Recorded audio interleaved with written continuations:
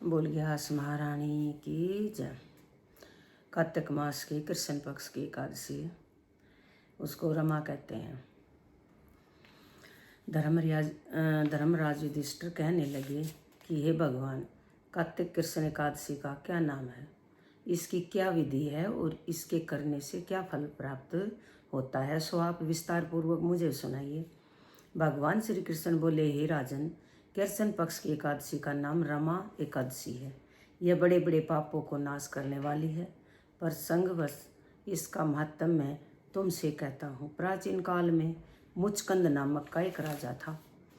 उसकी इंद्र के साथ मित्रता थी और साथ ही यम, कुबेर, वरुण तथा विभीषण के साथ भी मित्रता थी। यह राजा बड़ा धर्मात्मा था तथा विष्णु भगत था, साथ ही न्यायपूर्वक राज्य करता था। उस राजा के एक कन्या थी जिसका नाम चंद्रभागा था, और उस कन्या का विवाह चंद्रसेन के पुत्र शोभन से के साथ हुआ था। एक समय शोभन अपने ससुर के घर आए और उन्हीं दिनों जल्दी ही पुण्यदायिनी रमा एकादशी भी आने वाली थी। और जब व्रत का दिन समीप आ गया तो चंद्रभागा को अत्यंत सोच उत्पन्न हुआ कि मेरे पति बहुत दुर्बल हैं और मेरे पिता की आज्ञा अति कठोर है। दशमी को राजा ने ढोल बजवाकर सारे राज्य में यह घोषणा करवा दी कि एकादशी को भोजन नहीं करना चाहिए। घोषणा सुनते ही शोभन को अत्यंत चिंता हुई और अपनी पत्नी से बोला कि अब क्या करना चाहिए, मैं तो किसी प्रकार भी भूख सहन नहीं कर सकूंगा। ऐसा उपाय बतलाओ कि जिससे मेरे प्राण बच सके, अन्यथा मेरे प्राण अवश्य चले जाएंगे। चंद्रभागा कहने लगी कि हे स्वामी, मेरे पिता के राज में एकादशी को कोई भी भोजन नहीं करता। हाथी, घोड़ा, ऊंट, बिल्ली, गौ आदि तृण, अन्न, जल आदि भी ग्रहण नहीं कर सकते। फिर मनुष्य का तो कहना ही क्या है।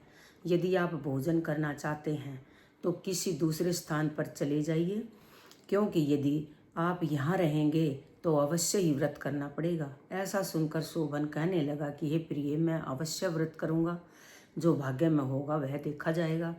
ऐसा विचार कर उसने व्रत किया और वह भूख व प्यास से अत्यंत पीड़ित होने लगा। जब सूर्य नारायण अस्त हो गए और रात्रि को जागरण का समय आया तो वैष्णव को अत्यंत हर्ष देने वाला था, परंतु शोभन को अत्यंत दुख।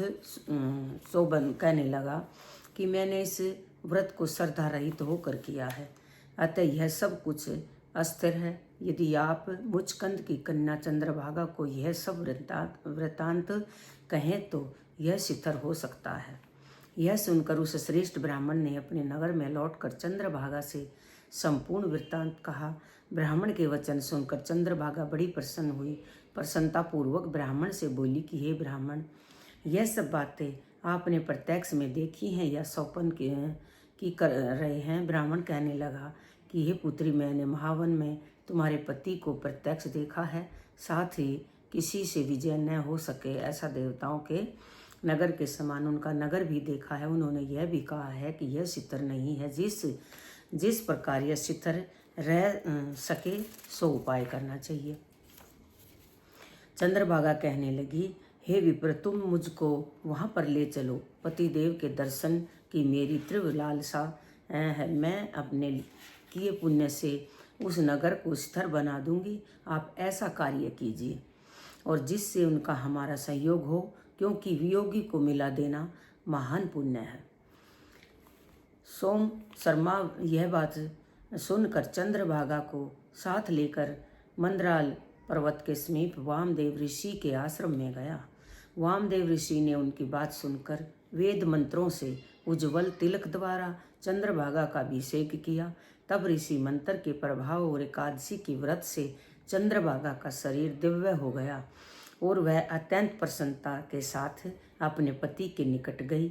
अपनी प्रिय पत्नी को आते देखकर शोभन अत्यंत प्रसन्न हुआ और उसको बुलाकर अपनी बाईं तरफ बिठाया। चंद्रभागा कहने लगी कि हे प्राणनाथ, आप मेरे पुण्य को सुनिए। अपने पिता के घर में जब मैं 8 वर्ष की थी, तब से विधि पूर्वक एकादशी के व्रत को श्रद्धापूर्वक करती आ रही हूँ। इस पुण्य के प्रताप से आपका यह नगर शिथिर हो जाएगा तथा समस्त कर्मों से युक्त होकर प्रलय के अंत तक रहेगा। इसके पश्चात चंद्रभागा दिव्य रूप धारण कर तथा दिव्य आभूषणों और वस्त्रों से सुसज्जित होकर अपने पति के साथ रहने लगी।